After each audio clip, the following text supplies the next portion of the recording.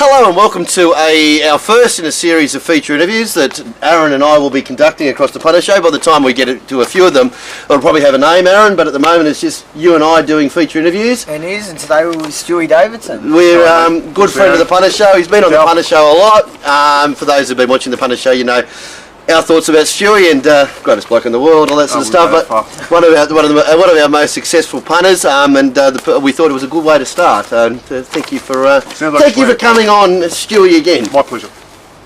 Obviously, the way to start it is to go over the bio and go over where it all began and all that sort of stuff. But rather than me say it, how would you describe it? Like, you go back, describe your career, where it started from, why you started it, and where you see yourself now.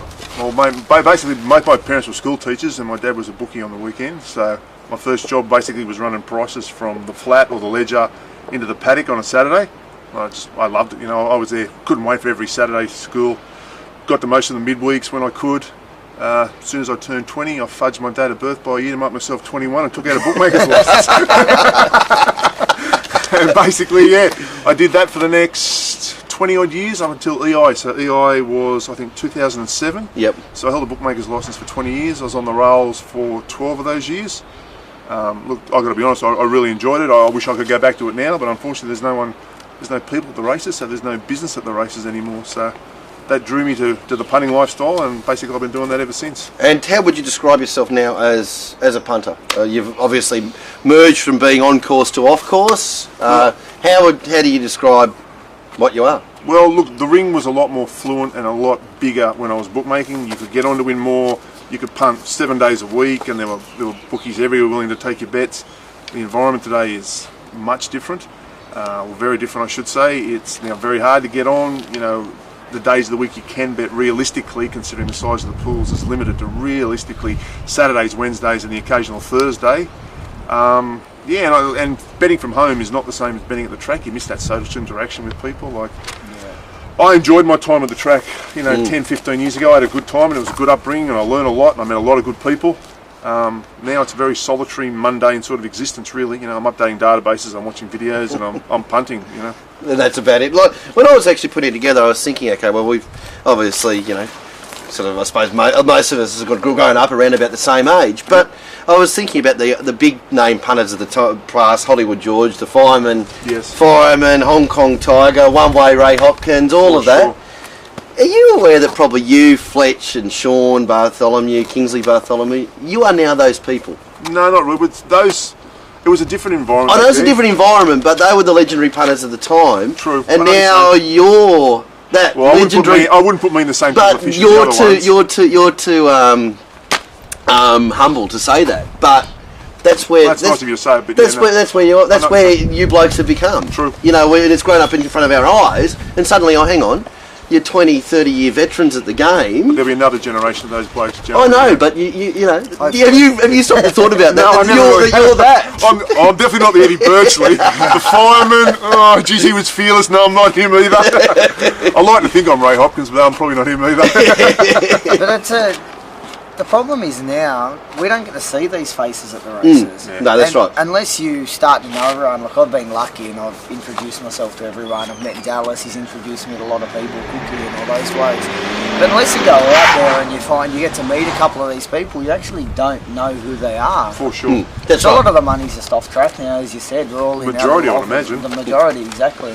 Well, one of the main things that we've got Aaron involved. That's not a good thing either. No. It's unfortunate. It's the way of the world, and we're not getting rid of the internet, we're not getting rid of mobile phones, Corporate bookmakers aren't going anywhere in a hurry, they've set up shop here to stay, so. Lovely. Well, one of the main reasons why Aaron's obviously a young, inspiring, up-and-coming, energetic punter that and everything's great and everything's fantastic. So I thought one of the ideas about these feature interviews that we're doing, we can get it through the somebody who's trying to suck all the knowledge out of life and out of the punters. So, Aaron, your first thought was basically asking Stewie about the big changes about now and then. Well, that is probably the first question. What do you think are the biggest changes, and are they good or bad? Or from your point of view, the way I'm looking at it, it's all bad. Yeah. It was a lot easier for me 15 years ago. I'm sure it was a lot easier for my father's generation 4 years ago. Yeah. It's only getting tougher and tougher for you as far as finding an edge in the market's concerned, because A, you've got more intelligent punters, B, the cattle or the recreational punter, for want of a better word, is now sucked into this corporate funnel, and that money never comes back and is never in pools that you can bet into anymore. Yeah. You know, it's harder to get on. That's a given. You know, we do have Betfair. Yes, that is a good tool, but at the end of the day, it's like swimming with the sharks. Yeah. Like, basically, to make money in this game, you need an edge, and if there is an edge in Betfair, it's a very, very small one. If you can cut out a niche in that market. Well, just on that, I was a very good punter described me. He said you won't win on Betfair because you're only going to be taking on the one person who knows that horse can't win, and it doesn't matter what the price you're taking or whatever. There's only needs to be that one person that has that better intelligence than you. That the horse has got a broken leg or something like that. And that is a factor, I suppose. But remember, you're betting against all the heavy hitters. All the heavy hitters are betting into those pools. Same as the Asian exchanges. If you want to play into those pools, you know, you're not. That's the great advantage of, say, the pari-mutual pools or the Quinellas and the Exactas. You were in previous years betting against a recreational punter or the retail punter who was sitting in the TABs across Australia. You know, basically disproportionately spending his money on outcomes, you know, that he wasn't rating or that he wasn't weighting his bets correctly. So it created an advantage for the more intelligent punter. That doesn't mean, unfortunately, mate, that's a bygone era. We now have syndicates trying to just break square and cop the rebate, so all those dividends gravitate back to where they should. And those punters are gone from those pools because the corporates offer them deals. They pull them into those top products that they offer, and we never see them again. I don't mean to sound what we probably do, but I'd like to go back 50 years and have another go. After the first 5 minutes of our interviews, we've already lost one punter. I'm just saying, it's really, really hard. You've got to find a difference. You've got to find a point of difference in the market. Yeah. You've got to come up with a new refreshing idea, whatever that everyone else is not doing. And if you can do that, you can find a point of difference. You can make money. Yeah, definitely. So it's just as much about research and development in today's landscape as it is about doing the form and, you know, getting on or finding the value. Okay. And it's all about value. It's not so much about finding winners, I believe. I'll ask you about value later on. Sure. Aaron wanted to know about when you started. Yep. Yep. So when you started, in that time, like when you said you left school, you had that hunger. Yep. I was very much the same. Yep. When was that time where you said, this is what I'm going to do, full stop? Well, look, mate, I wasn't that overly successful at school, so I knew if I was ever going to make it, I was going to have to make it at the track. And, you know, I just kept trying. I tried different things. I failed so many times. I went broke. Yep. I'm lucky I had a supportive family. Yep. I had my dad there. I had a good grounding all the way through. And eventually I got it right. I found something that works, and I just kept hammering away at it. That's one thing that I keep, like I'm lucky I've got Cookie as a mentor and Yep. a few other punters, and that's one thing I was like, how long does it take to kick? Like last year was my first professional year. Yep. And just when you think you kick, you knock your bank off. Mate, I would have gone broke 3 or 4 times. Yeah, you reckon 3 or 4 times? Yeah. How long roughly in like a time period do you reckon it took to you kick? And just 5 years. 5 years? Yeah. And how did it, just that one day, it's just like you kick? Well, you find something that worked. You were doing something, and whatever modus operandi you were using, it worked, and I kept going with it basically. And the harder you work, the better you get at it. You know, you just know the animal, know what you're doing backwards. I don't treat it as fun and games. I don't treat it as having a bit of fun.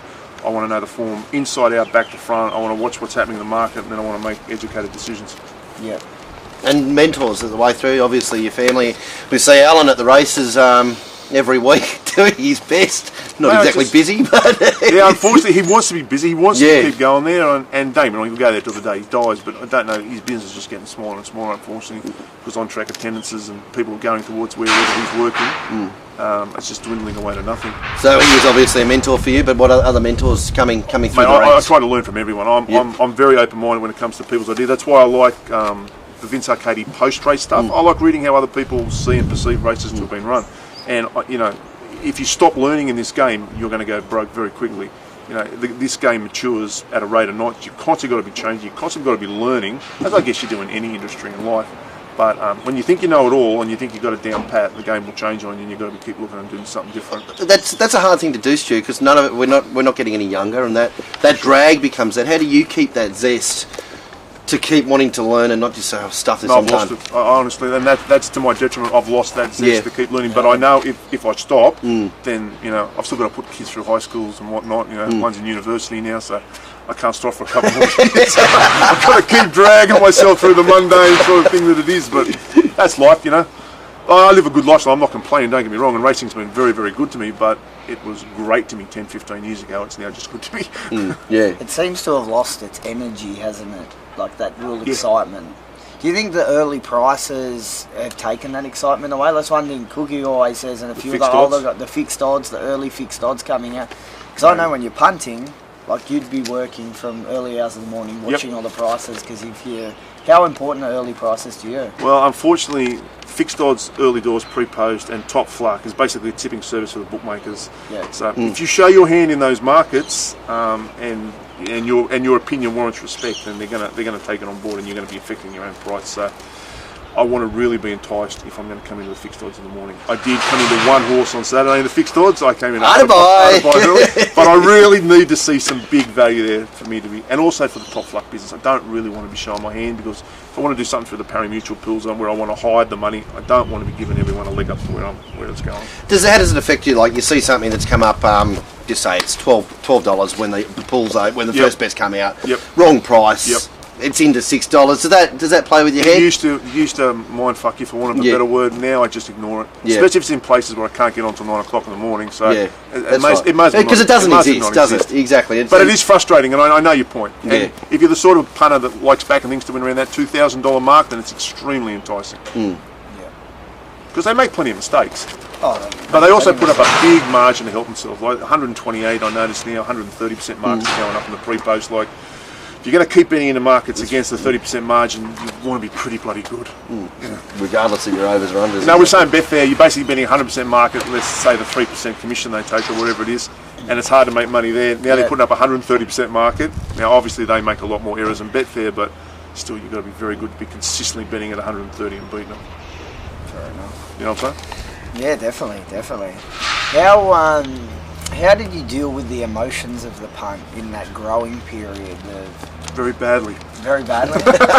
Well, I'm still yet to I got speak very to frustrated, and I still do to a lesser degree. At some point, you realise it's working capital, and it's going to ebb and flow. The graph is never a straight line going up. It's always peaks and troughs, and the sooner you accept that, the better you are. But if that puts your bank in jeopardy, it can become very frustrating. Well, let's speak about the bank and protecting the bank and the peaks and the troughs. What do you use to protect the bank? How important? Probably explain the theory for those who don't understand about protecting the bank, and then what are the mechanisms you can use to make that graph go upwards, but without the troughs, and also probably the peaks as well too. Well, look, it is hard to knock the peaks and troughs out. It's just part and parcel of gambling. Gambling on anything per se. But as long as you don't put your back in jeopardy, as long as you don't bet more than what you're comfortable with, or more than a very small percentage of your startup capital, I would recommend somewhere in the vicinity of no more than 3% is what you should be investing on a daily basis. Because look, we all love this game. We want to be still doing it in a year's time. I sure as hell don't want to put anything I'm doing in jeopardy. If that means you bet small, that means you bet small. And if you get a run, you build the bank up, well, then you can go along the same lines. But I think a proportion of your bank should be bet every day, and that proportion should be quite small. Somewhere around the 3% mark, I reckon it probably should be. If you want to look, if you're in it for a short time and you're looking for some highs and lows, and you're trying to snowball your bank very quickly, then go for your life. But if you're a professional punter who wants to be doing this in 5 years' time, and you got you do X, Y, Z every day, and this is how you bet, and you've streamlined it, I wouldn't be taking too many risks as far as putting yourself in bankruptcy jeopardy. Do you think when you're starting off to get that initial bank, you need to sometimes slightly overbet to get there? Oh, mate, we all do it. It's human nature. Yeah. Unfortunately, you're right on both counts. Human nature, you will put it in risk more than you should, because that's just the way it works. But ideally, if you are very disciplined, you start off very, very small and you gradually increase. You want to get rich slowly, basically, in this game. Yeah. People that try and get rich quickly, well, some of them do, but some of them, 95% of them. Some of them, 99.9 don't, but we know the exactly 0.1 right. who has survived. Exactly right. He's a marvel. He's a dead set marvel. A big load of glean. I've never seen anyone roll a bank like he can roll a bank, But he is the exception, not the norm. Yeah, as Billy's story says, the greatest producer of cash in the world can be leaving wild races on the Thursday. I wouldn't recommend it to anyone but Dell. Buying you for 20 for a pizza, and then comes with the most freshly eyed wad of cash. He's an individual, Glenn. They'll write a book about him one day. It's sort of what you were just talking about there. It takes me to an area I wanted to ask you about. You see, obviously, you've watched a lot of the other punters, and that is two things, the positives and negatives. What are some of the mistakes you see that might make you cringe that other punters do, that you watch them and go, oh my God, why are you doing that? Yeah, I've seen a lot of good judges over the years being very inflexible. So come to the races with a set of ratings, and they're the races, they're cast in stone. We're not going to change because of conditions, whether it be bias, track condition as far as moisture is concerned, or any other external factors. And those people generally have all gone out the back door very quickly. And they've all had very good ideas. They've all had, good input into doing their races, strong data behind them, but that inflexibility to change. And that inflexibility to change has brought many unstuck. Okay. So I know you've had Nathan on here before, and he said, look, I don't like to change because it can reverse later in the day.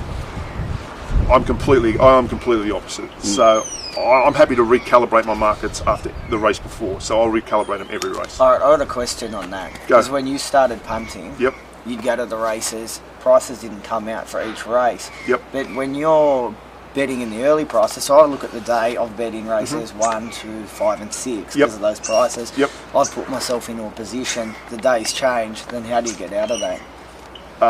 Well, I pay the fine. I negate the position and just walk away with a small loss. It's like a trading mentality. You're going to do more good trades than you do bad, theoretically, if you're making money and you're professional. So when you make a bad trade, if you see you should get out or you should back other runners to negate the position and pay a small fine, I say pay the fine. Yeah, pay the fine. Don't stick your head out on the chopping block too many times because eventually down it comes. So basically at golf, when you're behind a tree, you're going to take your medicine, hit it on the well, fairway, that's what I hit through the trees. Glenn's pulling out a 5 or something, standing to slice down the tree. I understand that, but it don't work for me. And then on the reverse of that, though, what are some of the things you see other people do that wish you could bring into your game or wish you could access or a more systematic approach? So I personally would love to push a button and have just a set of prices or a base set of ratings there sitting for me ready to go. The way I do it is far more mundane, there's far more human intervention and it's far more time consuming for me. So I personally would like to streamline it more, just I don't have the honest answer is I don't have the tools or the ability to get the job done in that fashion. Oh, but those type of operations involve a team as well too, don't they? That is true. It's not just the one person, it's statisticians and data entry. For sure, but unfortunately the last 10 years not unfortunately, but they're the people who've been the most successful, who've been able to take it to that sort of level and have been able to streamline it systematically to that extent. I mean, as we've mentioned, you're too humble to say you're one of the best, but I have been. How long until somebody like you can't take on those joints? Like, where's the tipping point? We're getting very close, I think. It's reaching a critical mass where I don't want to bet any smaller, but if I keep betting smaller and not turning out the sort of money, then I can't expect to make the sort of income that my family relies on, basically. Interesting times. We'll get to the big questions later on. You touched on it there. Okay, so the form. So what is your process? You want to? Yeah, that's what I wanted to ask. Yep. Like for me, the way I've grown up, I've been taught to do the form the old-fashioned way. Watch videos, trust your eye. I'm 100%. Not big on data. I'm not big on ratings. Okay. That's just me. I'm not. Well, I tend to go more with your way than the analytical because I'm a big believer. This is not an exact science. We're not flipping a coin or turning a card. We're betting on racehorses, running around the track. So I think there has to be human intervention. I think it's very subjective. I think watching videos, you're going to gain an edge there because everyone's going to look at a race and see something different. So if you've got ability in that area, I think that's an edge for you in the market. And I'm more like you than I am the data crunchers. So I'll get up in the morning. The first things I'll do is I'll watch every barra trial. For every horse that's had a trial between its last race and now. Second thing I'll do is I'll draw the maps. Then I'll sit down, I'll just read through the form, and then I'll sit down and try and crunch the numbers. And that's the most mundane and time-consuming stuff. And you price everything up in your head. You say the horse. Everything has a price. Do you write down your prices? Sorry, mate. Do you write down your prices? Yes. Yeah, you definitely. I've got them in a database, so I can change them. So if one of my coefficients or one of my variables change, let's say what I think the track should be playing, I change that coefficient and the prices automatically change. Always to 100% because I'm only interested in the pure and true market. So I know people do it to 80% and then bet the value. Well, fair enough, I understand that, but I'm just trying to get a true reflection of the race in my map, in my prices, and in my markets. And just on the pricing of it, we've got one of the things that you'll see on the new site, which we're on now. On the new site, you like it? Yeah. Anyway, there's a Scholar article there about the pricing, and Stewie was kind enough to following Mark and Peter Todd's way of pricing, the systematic. They taught me a lot. And the article that's on the site basically explains what you explained to me and what you taught me. Yes. And it's just. Pricing is, I think a lot of people get scared about thinking pricing's hard, but if you follow the basic steps that we've got up on the article there, and rather than going into it, just have a look at the article, it's a very easy thing to do to put a number next to a horse if you've got the right information going in. For sure. Yeah, and that way is just great, isn't it? Well, I've learned a lot. I've modelled my pricing off what I've learned from Mark, and he obviously in turn learned from Peter Todd, and that subjective sort of putting horses in categories, like for example, that systematic will never come up with an 8-to-1 shot, a 9-to-1 shot, and a 10-to-1 shot, because you're not making any distinction. You either say they're all 9-to-1 shots, or you make a distinction between the three of them. Now, too many ratings will spit out those sort of, bunch resultants. Well, the object is, do you want to make a distinction between those three runners? If so, that should be reflected in your market. If not, just price them all the same. Exactly right, and it basically you don't torture yourself over whether it's, as you said, whether it's $8.50 or $8.61. You know, like you just 100%. bang. And like I said, this is it's not an an exact science. Yeah, exactly. Yeah. And that fits very well. That sort of mentality or that marketing structure sort of sits well with me. So I was very fortunate to come across Mark at an early age, basically, and have him sort of teach me that line of reasoning. Yeah, definitely. Obviously, that's external information, and that was one of the questions I want to ask: the importance of using external information and not just trying to think, "I'm the man, I can just go and do this myself." Like so many professional products there available in the marketplace now.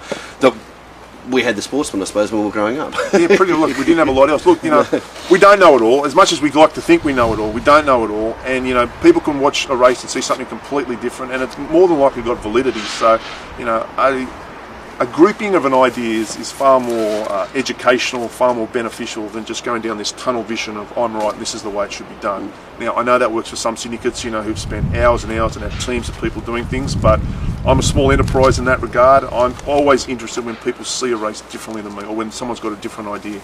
And I'm not so dogmatic that I just dismiss it easily. I want to think about what they're saying and why it works for them. I've got a question. So the way you do your form, which is in a way similar old school type that I do, where do you find your biggest edge? In what sort of races? Maidens, route racing, 3-year-olds? I concentrate predominantly on Sydney now, just from a time constraint. So Wednesdays and Saturdays. I do find younger horses on the way up are more beneficial for me to bet on than maidens. I don't generally see them. I don't like 2-year-old racing because there's too many unknown variables from my position, so I stay away from those. Old horses, welters, that sort of well, they call them welters anymore, but that sort of crazy. Bring back the welter. Well, that form's pretty. What's the word? It's pretty well displayed. I don't see a lot of edges there. I guess I'm saying that for me, 3-year-old, lightly raced 3-year-olds on the way up. Yeah. Or lightly raced 3-year-olds. That's where you find your greatest I think edge. so, yeah. Excellent. Value, Stewie. This was the next question. This is something that great lesson that I learned off you, and you've mentioned on the Punter show before, but the misconception of value being big odds. Yeah, no, and that seems to be the norm, especially with commentators. I'm sick of hearing it, that one at $60, what great value. Well, it's not value if it wins 1 in every 200 times, which is more than likely what actually happens with most of those 66 to 1, 80 to 1 pops.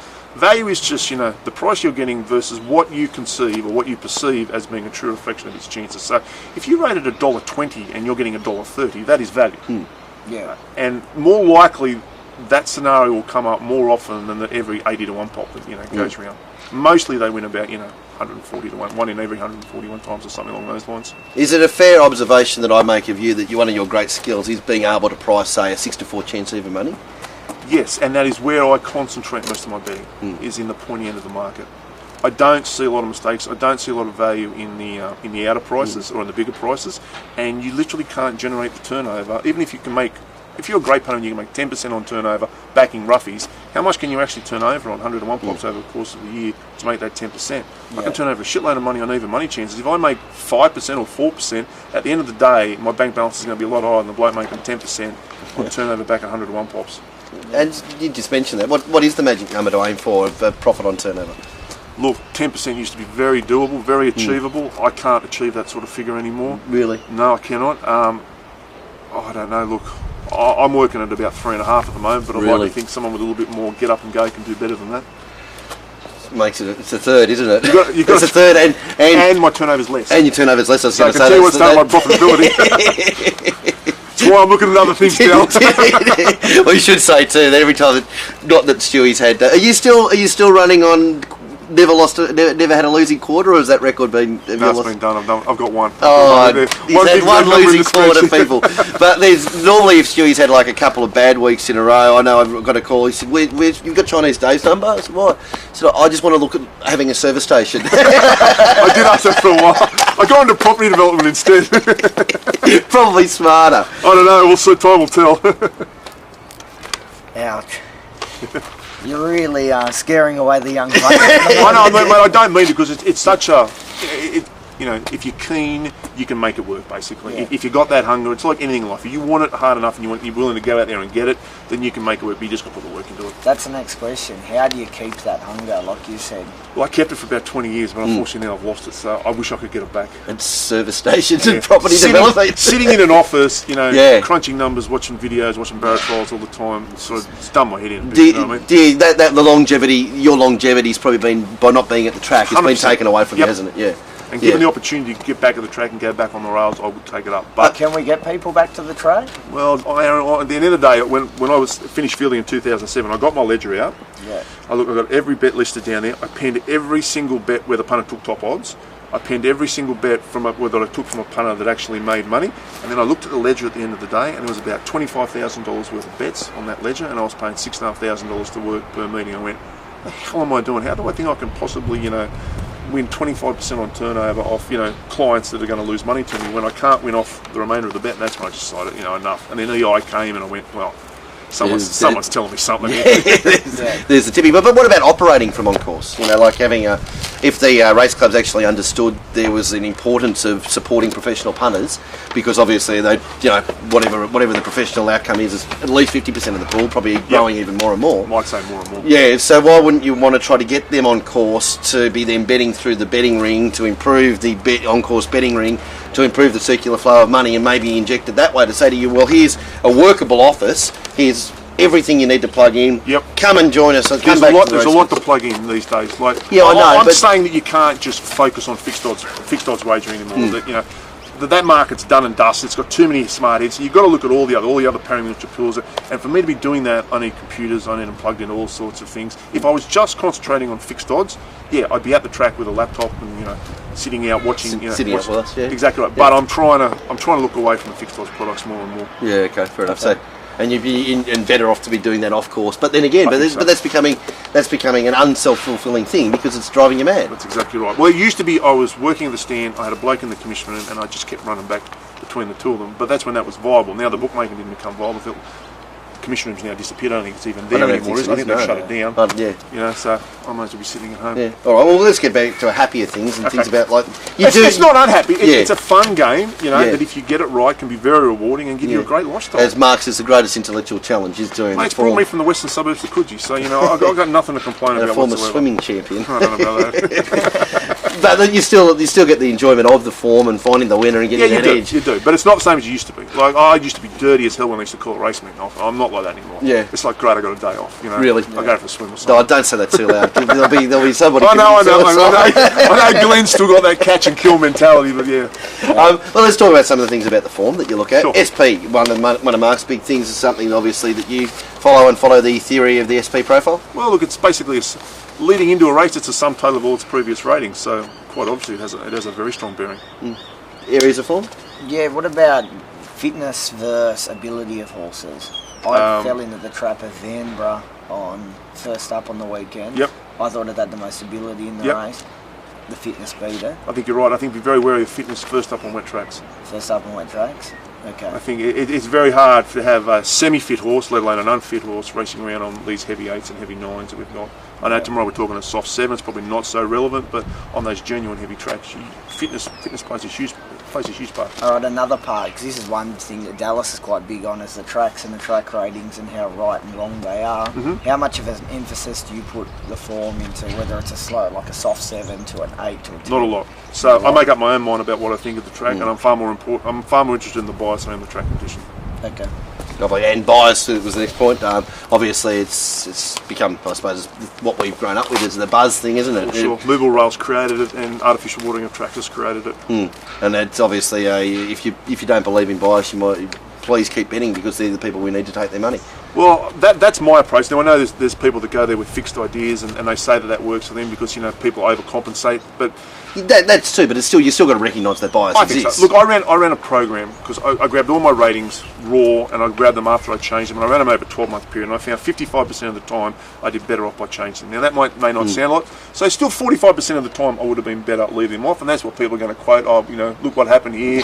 That's in the 45%. It still changed my bottom line by in excess of 1%, which is a lot of money. Well, when you're talking about 3%, exactly 3.5%, so I'm changing. Working to. So, yeah. But like I said, it only benefited me 55% of the time, but that 55% of the time was a huge advantage.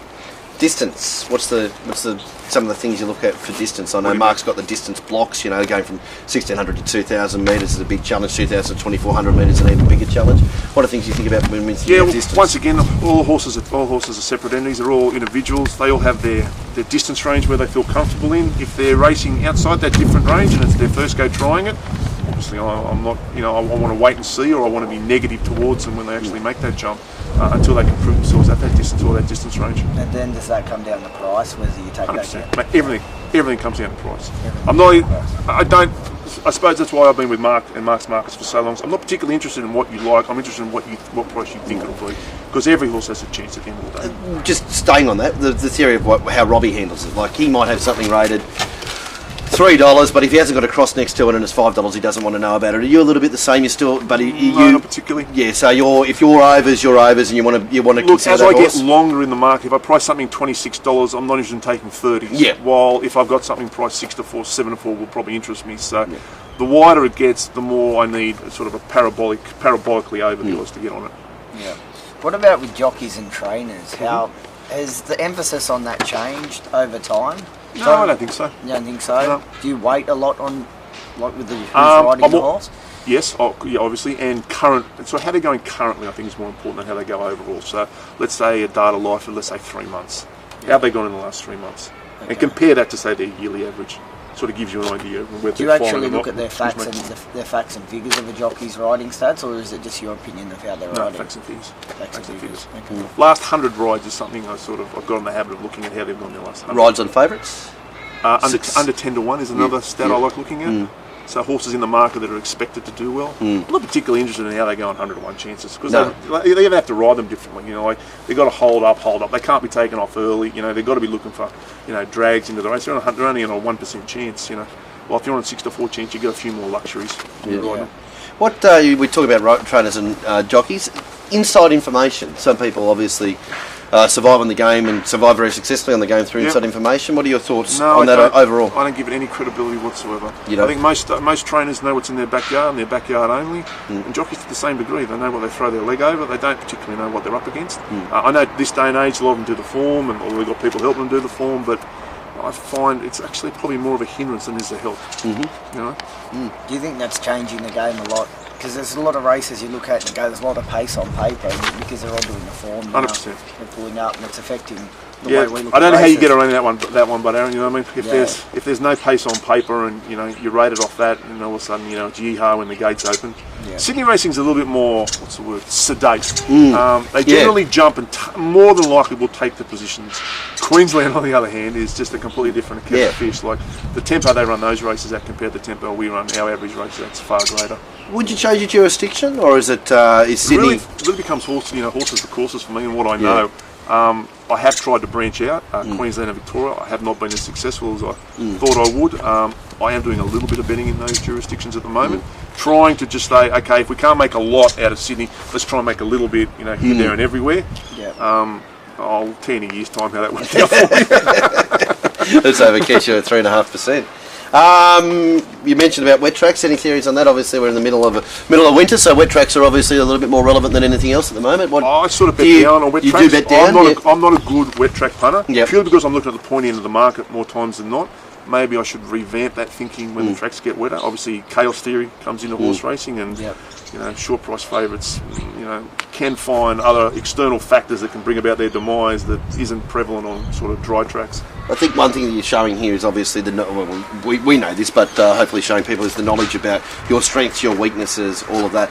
You've got a very good record-keeping system about your success, and I imagine you know that your record at Randwick as opposed to your record at Rosehill, as opposed to Canterbury, as opposed to Warwick Farm, where you wanted to torch the joint for a while. The record keeping and knowing your strengths and weaknesses and playing to that. How important is that? I think it's paramount. Like anything you do in life, you've got to know where you do well and where you do poorly. And gambling to the nth degree. If you've got a strength in a certain area, you want to know where that strength is, and that's where you want to play the game. Vice versa, if you've got a weakness in a certain facet of the game, that's where you want to be very careful. On wet tracks, certain conditions, you can see it in all sorts of walks of life, not just racing, but punters, generally speaking, don't want to know where they lose. I think if you want to do it professionally, that's the one thing you do want to know. So you'd be saying one of the most important things is not just learning the form and learning everything about the game, but it's learning where you succeed and don't succeed. Know what works, mate. Know what works for you, because everyone seems to work Everyone's different, mate, for sure. So. Yeah, definitely. Well, on that, in getting to that professional level where you can win every year and do it full time, how much work do you put into it? A lot. A lot. A lot. I'm in that office. I try and be in there 5 days a week. Yeah. And I'm only betting 3 days a week, so the rest is just catching up. Just databases, making comments on horses, what I think it wants, or what I think it needs, or all that sort of stuff, which I'm sure a lot of people are doing. Yeah. Watching every race, trying to know every horse backwards. I guess that's the advantage of somewhere like Hong Kong, where you've only got a certain amount of horses that you can know the beast backwards. Don't try and be master of all trades, Don't try and, what's the expression?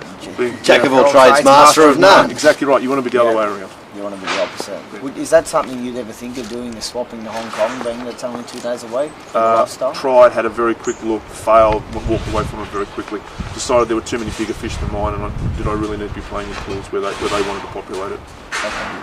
Interesting. You just stay away from the heavy hitters. You know what I mean? It's like when you're playing cards. You'd rather be sitting down at a table full of fish than a table full of sharks. Yeah. You're sure as hell going to make more money out of them. Yeah. You were just talking about their review versus preview, and we've spoken about this before, but the importance of the review and the time that you spend reviewing really is critical, isn't it? I think review is more important than preview. Yeah.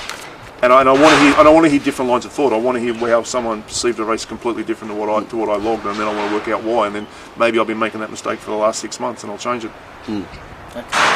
How do you? Because I think every punter seems to have runs of good runs to bad runs. How do you know when it's time to go? I need a week off. Or do you do that? Do you take weeks off? I try. You just caused an earthquake in Tibet. For those who don't know, Stewie survived. You were about 5 days. I got home 5 days, but I think it happened on Anzac Day. I was home on the 20th of April. It happened on the 25th. Right where the earthquake epicenter was, anyway. Oh, scary stuff. Yeah, scary. Mate, there's nothing you can do about trends, about prolonged losing periods. It just happens. It's like if you toss a coin and it's 50-50 heads or tails, you can toss 20 tails in a row. That's just life, unfortunately. How do you get your head around it?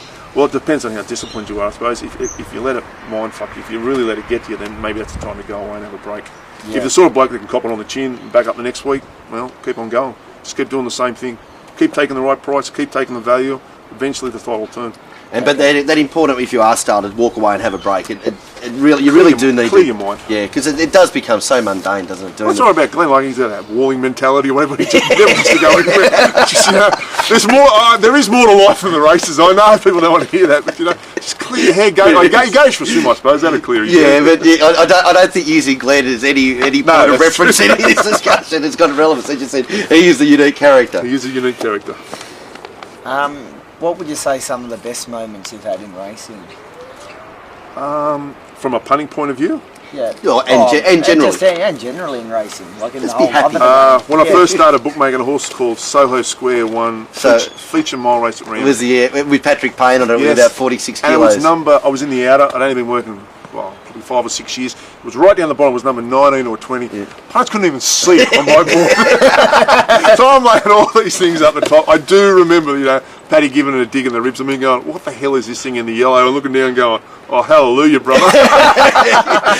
Didn't that ruin the Superimposed party too? I think Superimposed was going for his fifth mile. It might have been right, I think actually. It was, yeah. I think, yeah. So that was the end of Super. That's just something, it gave me a kick along as a young bloke too. I can't remember how much I held, but it would have been a lot for me then, whatever it was. Yeah. And it was just that kick along that I needed.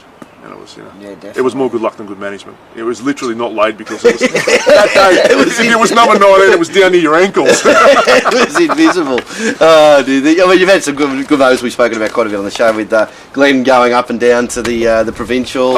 We've had some fun times. Like that. I miss all those stories too. Yeah. Just those characters and those things we got up there, the skullduggery and whatnot. It was just fun. You do find some unique characters on race courses like nowhere else in the world. It's probably a bit harder to get snipped though, sitting at home. Even though. Mate, 3 daughters, I tell you, it's real easy to get snipped. So the worst thing, Glenn. Some of the worst stuff. Like, what's been the worst loss, the worst? Close seconds. Well, obviously, runs of outs, obviously, being close and failing for whatever reason. All right, we're back. You're talking about some of the tougher times, the badder times. Well, for me, the bad times is when I lose discipline, or I do something silly, or I stake incorrectly, or I let a winner go because I'm more concentrating on the top end, and I let something go in as a middle pin, and it just because I'm trying to get more and more money on the pointy, and then it wins, and that's when I get very upset with myself. Yep. I've got to be more disciplined. So you say I'm concentrating on the pointy end. Yep. How many horses do you back in a race? Yeah. And what percentage? Like, Whatever's value, generally. whatever's value. And what do you what type of percentage are you generally working around? Well, I suppose on average it could be 30, 35, something Yep. like that. So you take 2s yourself, 2 to 1 yourself. Yeah. But I can understand if you want to take 2s on yourself if you can find that much value in the market. Yeah. Or if you want, you think things are line ball and you want to save on them or cut them out. We're talking about win bets now, I suppose. But yeah. And when you say about win bets, outside of that, exotics, how important is it? See moving through the parimutuel pool and all that? Well, it was a lot more important before they introduced the rebate. The rebates introduced this sophisticated gambler to the market, which just dividends generally gravitate to where they should be, and there's not a lot of value there anymore. I know we've spoken about this sort of. You've had a differing view on rebates. When they first came in, you were cheering how good they are. Now you think that they're one of the poison. Destroyers of the game. Yeah, they're poison for me now. Yeah. It really was. Be careful what you wish for. Isn't it? It's like you fuck with nature, nature will fuck with you. You fuck with the purity of the market, the market will fuck with you. And that's very, very well illustrated as far as the rebates are concerned. Thank you. I wish they'd go away because they would take a lot of these, zero-sum players out of the market. Yeah. And all of a sudden we get disparities, all of a sudden we get bets, and all of a sudden I start turning over again. The moment the computer just sits there and goes, well, I can't see a bet there, you want to do this really? There's not a lot of margin in it for you, and I just sort of go, well, why bother? Yeah. Do you think the game can change in the right way? Geez, I'd like to think so. Yeah. I can't see it. You can't see it. I'd like to think so. You see, like us, is that it's just the administration is just too clouded and really doesn't have that grasp of wagering to understand the how gate's to change open and all the horses have left the corral, and I don't know how the hell you get it back in there. Exactly right. And it's I don't think they're more horses, more like trying to herd cats. I think, isn't it? I think you're probably bouncing around and trying to get in there. Unless you've got anything to do, we'll wrap up. Firstly, key advice for anybody young coming through the game. Keep records, be disciplined, work on value. Don't get fixated about I think this is a good thing. Get fixated on I think this is a 3 to 1 chance. Okay. You know what I'm saying? Yeah. Because there might be a moral, it might be a $6 chance you might think it's moral, but would you take $3? Would you take $2.50? No, and that's how you sort of got to get your mind around that sort of value perspective. Lovely. Definitely. Now, a Nietzsche quote that I like using about life. Jesus Christ. Yeah, here we go. Is that it's a great quote actually, and it makes you think about your life. It's basically the premise is if you could live your life again, would you? And it's not with any prior knowledge. It's living it exactly how it started to exactly how it is now. So there's no change. You don't have any prior knowledge. Would you do it again? Yes, I would. That's your life. I'm talking about your punting career now. Yeah, you do it again. Yes, I do. Now the follow-up question to that is, if you were starting now and you had to start now, would you? You're in this chair. No, I wouldn't. No. That's a horrible thing to say, but no, I wouldn't. Yeah. I'd put in the too hard basket. Yep. That should be for administrators out there quite frightening because there's not many more enthusiastic people than you. I think that's I think we're all enthusiastic and all love the game equally, isn't it? And you can't really be more enthusiastic and love something more than we do the game. Is that right? I think you probably get those answers from quite a few participants too, Del. Yeah, that's right. Ask that too. Scary. And it's been so good to me, and I've had so thought. much enjoyment. I've met so many good people out of it. But would I want my children? They enjoy gambling. They enjoy the thrill of it all. Would I want them to make a full-time career out of it? No, not particularly. It's too bloody hard. And I think there's too many ups and downs. I think there's too many sharks for them to deal with along the way in this environment. I don't think there's enough sort of catch and kill. I don't think there's enough participants. I'd probably discourage it. Which is a horrible thing to say, considering my family's been entrenched in it for as long as I can remember. Exactly right. Even my grandparents, they had hotels and they loved racing horses. My father's a bookmaker. Yeah. My brother's he was a corporate bookmaker. Yeah. I don't think any of us want to do it anymore. That's right, exactly. And it's from what you'd say, if you had an easy option to slide into. Unfortunately, we're highly skilled in a game that doesn't really transfer the skills too many other areas. But if you could, you'd walk away from it. We've got a lot of skillful participants in this there's industry. a lot of great intelligence. There's a lot of intelligence in this industry. I mean, the way that I've evolved into it is I don't think there's too many marketplaces in the world that has more intelligence than the City betting ring. No, I tend to agree with that. You have to score so highly to make money. Like if you're scoring 98 out of 100, you're losing money in this environment. You've really got to score, 99, 99 to be a participant. So if you're not prepared to put in the work or whatever it is to get you to that level, then go do something else. What is it? A service station. All right. Well, we often have a chat, Stewie. It'll be interesting to see having a follow up in probably the next 12 months. It's normally a 12-month thing to see. Easy, mate. To see if it's gone from 3.5 to a little bit more, and whether the Victorian experiment, the Queensland experiment, or. There's never a dull moment, put it that way. Yeah. Good on you, boys. Thanks, mate. Great to see you again. Thank you. No worries, mate. Thank you.